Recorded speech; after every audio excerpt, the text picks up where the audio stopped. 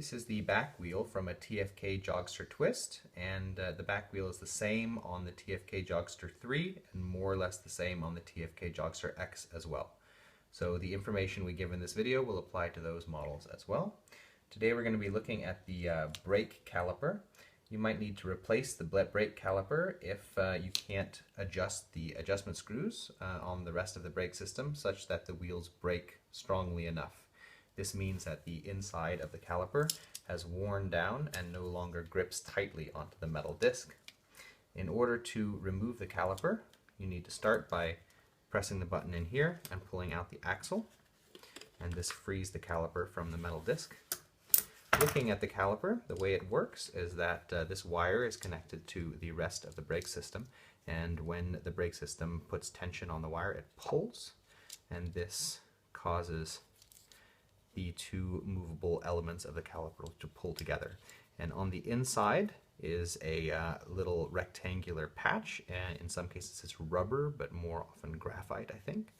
And these can actually be replaced if you have access to the right parts. Otherwise you can replace the entire caliper.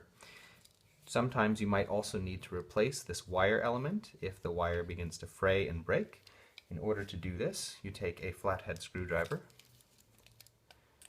and lift it up, and this allows you to push down a little bit on the wire and pull it upwards and out. If you wanted to replace just the rectangular bits inside the caliper, then I'll show you how to do that as well. Using a flathead screwdriver, you can lift it up and you can see that there is a metal pin that goes through and holds these three elements together. In order to remove that pin, you need to knock it out, and you can only do so on one side. If you look very closely, there is a groove dug here in the plastic that's not on this side, and that means that we need to knock the pin through this way such that it goes out this way, and you need to do this while holding this out. So you'll want to wedge something in there while you work, and then you'll need something to press with, like a nail. And if it's a particularly old caliper, you might need to use a hammer, in which case you might want to hold the whole thing with a vise. So now I've pushed out the pin that you can see here, and we can look at the various parts. There's this piece that pulls backwards, and then this lifts out, and there's a spring in the middle. And here you can see these two little rectangular patches. You could dig them out and replace them if you have access to.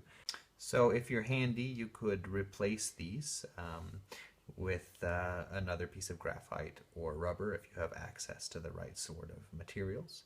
I have a lot of old strollers, so what I tend to do is mix and match different parts of calipers that are in good condition. So, but for most people, you'll most likely just replace the whole caliper element, as that's a little easier to order. I hope this video has been helpful. If you have any comments or questions, please leave them below.